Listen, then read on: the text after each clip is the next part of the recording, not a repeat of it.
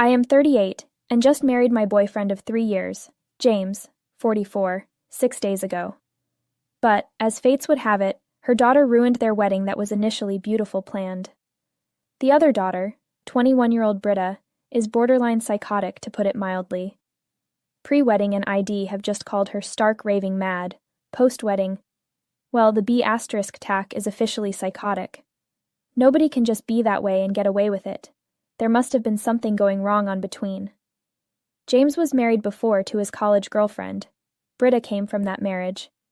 At the tender age of 9 years, Britta Klang's mother died in a car accident. After that, it was just down to her and James. He had a couple of girlfriends, but it never really stuck. He had some flings in the years after his wife passed away, but only one other serious relationship before me, and that lasted for just a year. Regardless, I had essentially been in the same position as him. The only difference was that it had not been my second wedding, and I didn't have any kids. I met James, and there was an instant connection. I knew for sure that I wanted this to be the man I ended up spending my whole life with after a few months. We've been together for a year, and we just moved in at this beginning of the month. In December, he proposed to me. James had made me in-track to Britta after 3 months of dating because he knew that I am the one. I had tried to be nice, but she was very gruff. James said to me when I asked him about it, "Oh, that was just her being usual obnoxious self, and she did that with all my girlfriends." He had hoped she would get past it, but not yet. When I confronted him about it, he just seemed really defeated, and from that day forward, I assumed that he had simply broken her out of the only way to get her dealt with.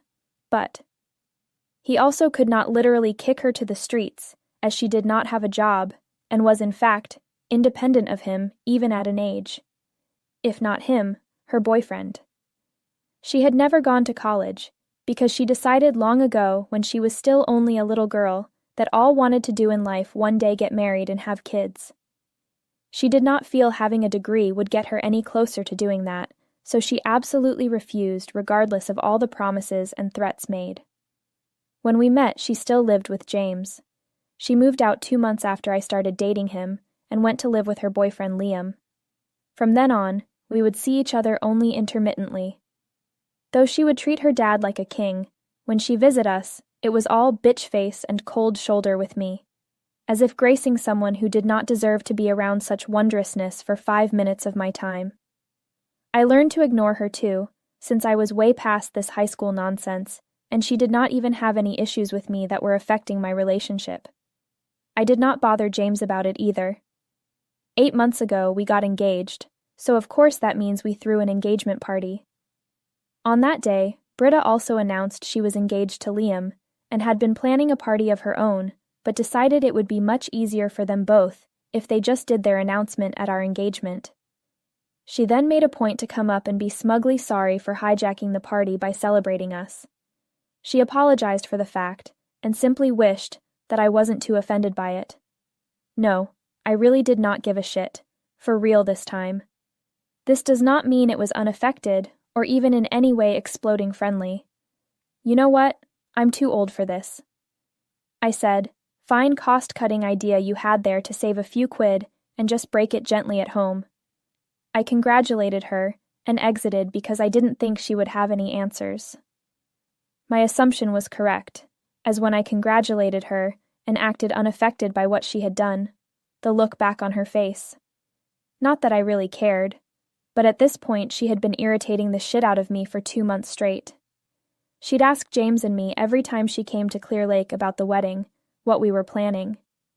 If James ever told her about my decorations, or food, etc., she would point out amongst themselves some faults in it and act like it wasn't good enough. It was a bit irritating, but also too trivial to make an issue of, so I just let it go. Over the last couple of weeks, she had been bringing up my wedding compared to hers, which was going ahead for a few more months. I suppose she guessed that my response would be less than favorable, but I just swallowed it and kept congratulating. What she'd told me led me to believe that she was organizing a rather high-end wedding. Would not be a problem for Liam's wealthy family, who could afford it. She just kept boasting about everything being grand. She even went as far to say that she would love a party like this thrown for us, just so we could have an event where we were the small ones. I even had to quite literally talk her into just letting us be happy with what we got. Really, I liked the idea of celebrating with a small elopement in the first place. She was so annoying for the last few months, but I did not care, because all that mattered to me at this point in my life is being with James and getting married. For him, I belonged to the one human that he had allowed himself in my presence, and so, by default only, would I agree to suffer her. Yet, what she did on the day of her wedding was just insane. She went there right after I had walked down that aisle and everything, and while we were saying our vows, she was like, "Just checking. Anybody object to this wedding?" We both stood there gobsmacked. We had not prepared for that bit because, well, it was irrelevant and banned specifically from either of our own weddings. To be honest, we were lost for words and just stood there. She grabbed that moment and came right up to us, stating even if no one else had a beef with it, she did. She was loud, and she did not need a mic to speak up. She looked to the crowd and said I'd been playing her dad against her for our whole relationship, so now she was going to keep him from making any mistakes he would regret later on. I was too stunned to respond, but James bounced back and said she better leave or he'd call security to have her removed. She ignored him entirely. She blathered on as quickly as she could, saying how over the last couple of years, I had come to realize that they would never be good enough for her dad, and no matter what it took, short removing writing him out with a will cleaver in hand myself, I was going to take all his money away from her. You used James, and he was a lonely old widower, not to mention she was motherless, so it would be even easier for me because there wouldn't have been any opposition from her. She said that I was the most conniving and devious person she knew. Just as she reached the end of that sentence, a shot rang out, and finally all this time both Seamus, George yanked on him like he was frozen solid just looking at me, and Carter tight-lipped shock-headed prick for brains. Hilton came to his senses so far, everybody had been just flat stunned in their tracks, including us. But he succeeded in calling security on her and getting her kicked out. She did not slip without a fight. She went absolutely kicking and screaming, telling everyone that they had to stop this wedding because I was going to ruin James's life. She ended up saying she was disappointed in all of them not standing up for her and defending him from me. Of course, I felt incredibly dumb when she had to be removed. I honestly just started crying, real tears falling out of my face and wiping away all the makeup I had done an hour prior. Everyone rallied around me, though, and about half an hour later, we gave it another shot. Thankfully, we didn't run into any more problems this time, and were able to go ahead with our wedding. And then, in a true and honestly us fashion, we made up for whatever was just so wrong earlier by cranking the party vibes to full throttle. We had so much fun. Copyright Annie K. Lichtenstein. In fact, at the time of most people's departure, they hadn't brought up what Britta did, and we would have been happy for them not to either. We didn't mention her then for the rest of that day, as though we had an unwritten understanding that for one day, at least pretend it didn't happen, so let's have some fun. But it was not until the next morning we confronted this. I told James there was no way I would ever have Britta in my life again after what she did. He said he felt the same way as me, and that I was a damn good friend for even dealing with her thus far. He said he had known for a long time that Britta was not happy about the other women, but figured she would get over it. If she had not moved on, he never suspected she'd do something so fucking psycho. She was a child when he could forgive her for it, but now she was 21. There was no way he could make any more excuses for her. Therefore, he blocked her, and we had no interaction with her. She turned up on our doorstep, all her bags and such. 3 days ago, when James wouldn't open the door for her, she totally lost it. He reminded her that after what she had done with the wedding, he could not trust her anymore. He obviously didn't want her, and she had to go. Nowhere to go, she explained. Liam had dumped her rather unceremoniously a few days after the way too embarrassing wedding stunt. He believed she was insane, and really you can't fault him for that. They had been arguing about that, because he wanted her to say she was sorry for embarrassing him. We did not even realize that he had to immediately sneak off afterwards. When she declined, he sent her out of his house, and here we are with him wanting to take her back, asking us to let get live in our home. She had sought my help by demanding, "Say Britta really wants the best for her father." She apparently was waiting for me to admit I had always been mean to her. She was pretentiously humble, telling everyone she had only behaved that way at the wedding to defend her father against me because of my bad behavior in avoiding death. While she visibly overreacted to a certain extent, her reaction made perfect sense, and I didn't judge her or hold it against her in the moment. Perhaps doing so with me would leave Liam open to having her back. When she said that, James and I were stunned again because we really couldn't believe how she had just assumed we will do her a favor. A few seconds of silence, and then we said to her that she had to go, or we would call the cops. James wouldn't let her in, and there was no way I would say such a thing to help mend the broken relationship she had with Liam.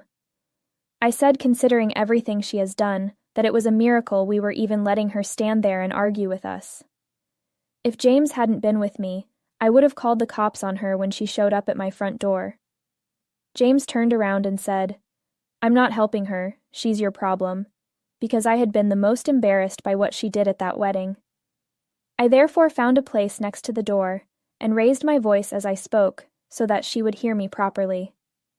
I just told her that not only had James been angry all afternoon, but she was about to have literally given him a heart attack with this behavior.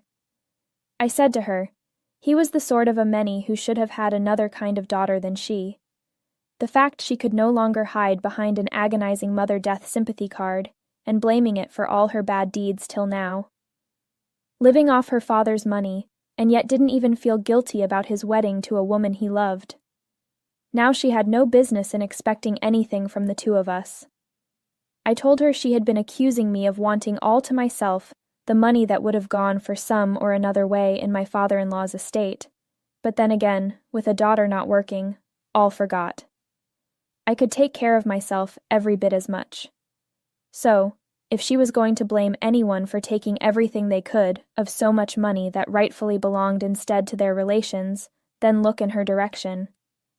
I explained how first she'd been living off her father, and secondly, that in the future, Liam was going to have to pay for it. Oh, then she was a cheap gold digger, and not even smart about it. Thank God she was useful for once and found something to do, so the rest of us could go on with our lives in peace, because we were all a hell of a lot happier that way without her. I mean, I really lashed out that night, and 2 seconds later, all you could hear was loud crying. The window revealed she had fallen to the pavement and was completely distraught, sobbing with her face buried in it. James and I didn't say anything, but we were both feeling quite guilty. We helped her off of our door stoop, where she had been crying for 5 minutes, and then she walked away. We are soon very sorry for this. It is now my 3-day. It is not like you can stick to your guns and say, well, we know that she deserves out of our life, but, I don't even... After I saw her crack, it was a guilty reminder. So, am I an asshole for calling my stepdaughter a gold digger and telling her that we were happy without her? Update 1. So, over the past week since we got married, and until a couple days ago, where I still felt bad for saying, maybe, I thought to myself that perhaps my reaction was a little strong. We, naturally, were not going to say sorry, but we felt bad about it. Then again, neither of us really feel guilty at the moment. I already said in my initial post that after her wedding stunt, she got the boot from where she was living. So then she came up to us, but of course we said no. After that, well, we see where she ended up. And a couple of her relatives said they had no idea, so we were really lost by this point as to her whereabouts. Still, in the end we began to suspect that she may have just moved in with a buddy. We didn't even find out where she actually was until this evening, and it has RAF air traffic control seething. We blocked her, so she couldn't text us. However, James got a text message from one of his exes, I will elaborate on this later, with them sat together on the sofa, all smiles. That ex-girlfriend of his, an unlicensed lawyer whom he likely loathes more than others, because she was the only one who truly sought to dig into his pockets. They had dated for 7 months years before, and then he broke up with her when she kept asking to move in so that way she could not work if they got married. She went on to slander his name all over the place because, after he dumped her like yesterday's garbage. Britta nodded and mentioned the time the White Stripes played live, adding that she was a gold digger and knew how hard he had been hit by their split as they were friends of sorts, at best. However, in the end, she was more manipulative and devious than either. So for Britta to go out of her way and reach that ex-girlfriend was really low. One way or another, it was even worse to send James a picture of the two of them. A man who, upon seeing this setup in person, was literally minutes away from unblocking Britta for a talk about it, until I told him to bother her with that pointless BS. Only a lost cause would spend her time around that level of pain. So he could tell from his phone it was her, and wanted to know what she had sent. I think, after a bit of convincing haha, I told him that she only did this because one or another would react on the other end, so there is no need in playing into their hands. And so we just avoided it, and blocked that number too. James is still a bit worked up, and I am trying to calm him down. Update 2. So the other day, we discovered Britta was living with one of James's ex-girlfriend, and then we blocked her, and she had no way to communicate with us. The doorbell rang this morning. She came with the lawyer just when we were having breakfast. I was very confused as to why they were there, so I rang up James and asked what the fuck this all about. He claimed he wants to open the door, speak with them, and move on from this for good. So we did. We let them in, and they sat down, so we asked why they had come. Then Britta finally said she was there to talk about how I had caused her so much emotional distress, all the way back in our wedding, and then we shut up her house with Liam. She made a really big mistake telling me that, and I was instantly angry, but trying not to be. I said, "Well, what are you doing here telling me if you are going to file a lawsuit?" That didn't quite track. She visited me just to say that, and for the opportunity to withdraw what I had said about her getting on with James, apologies if she wanted to, and make sure he would let back in. Tech eventually got a lawyer representing her now. Poor scorned ex-girlfriend can't keep away from James. While announcing it, both she and the other girl were clearly thinking they just surprised us with something horrifying, as I am assuming my face looked a little like this. All I said was that ready to fight them. They never figured to see that by coming. They were most likely expecting me to be super afraid and just surrender. But I'm not an idiot. I am aware that this absurd case could never be won, even if they did manage to get a halfway reasonable judge to listen in the first place. I said if they want to go to court, then let's do this. I still remember the look on their faces. It was exquisite. Actually, if this were to go into court, Britta said that I would be screwed, so she was really giving me a moment of silence to think and get back to her. But I had a day or two at my disposal, if I so chose. There was no rush for me to decide anything right away. I even said that I had already decided. They did not need any more time. File the lawsuit. We both just sat there quietly watching them, because I could see the two of them were getting absolutely furious at us behaving this way. Finally, Britta stormed over to us, and literally stomping both her feet while yelling at us. She insisted to James that she had always assumed I just must be like a total psycho person trying to take her away from Daddy, but that she never, ever anticipated him falling for all of it, and in turn dropping the axe on his own daughter. At that, James snapped, and informed her he had given her ample opportunities to mature from a child into an adult over the last few years. But as she refused to do so continuously, was just being fucking spoiled brat. He had been a consistent financial and emotional support for her ever since she got out of school, but she was now all grown. It was not as if she had any good reason to be behaving the way that she was. He was tired of this, sick, and apologizing for her. He was just now starting to be happy with me, and he did not want her messing that up for us. Then told her that when I had said we were way happier without you, he claimed, "This is actually true, and even though it hurt to say out loud, she didn't turn into the person your mother would have wanted." He also felt guilty for it, always giving in to her demands. However, he had also tried to correct her ways and improve herself. However, she never paid attention to him. She'd been taking him for granted all along, and it was over.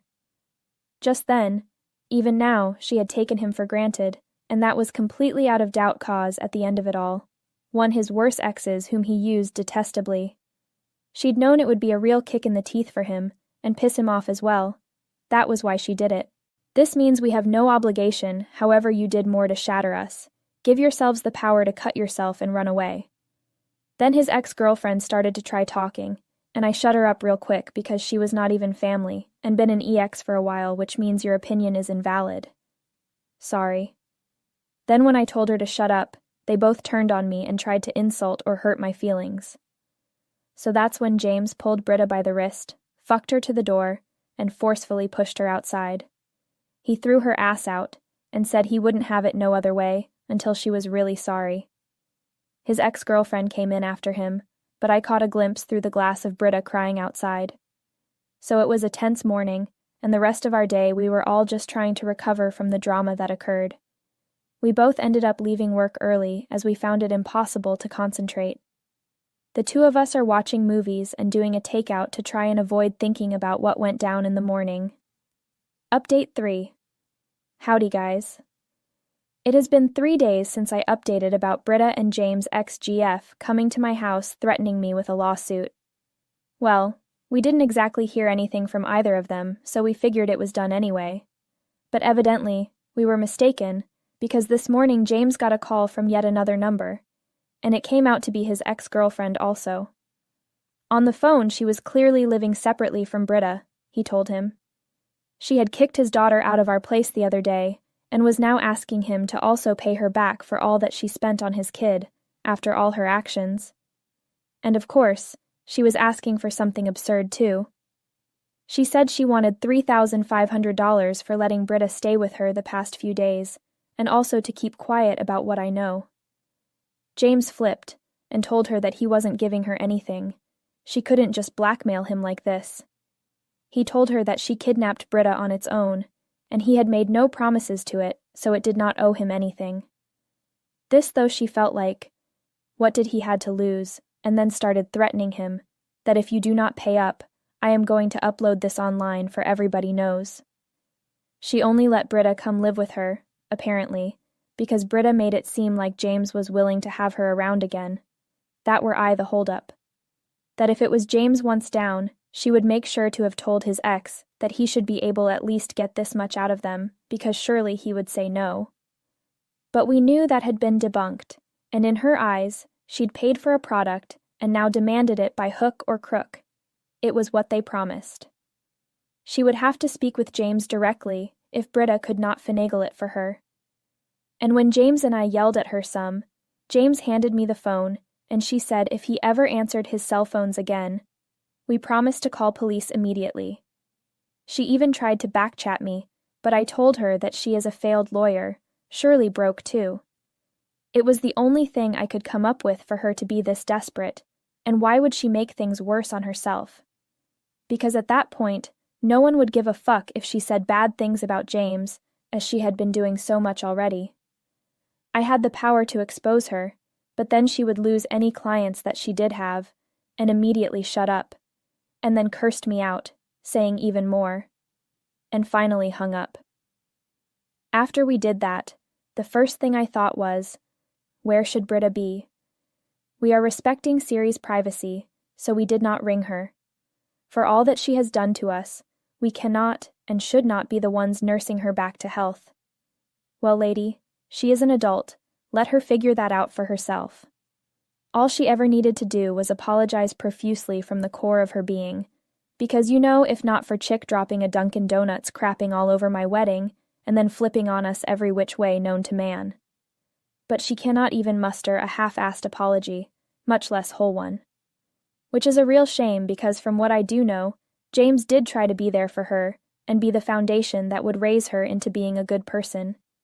And yet, somehow some people simply do not give a damn. So, I prayed she was okay, but also that she did not return to my life. I know at least we do.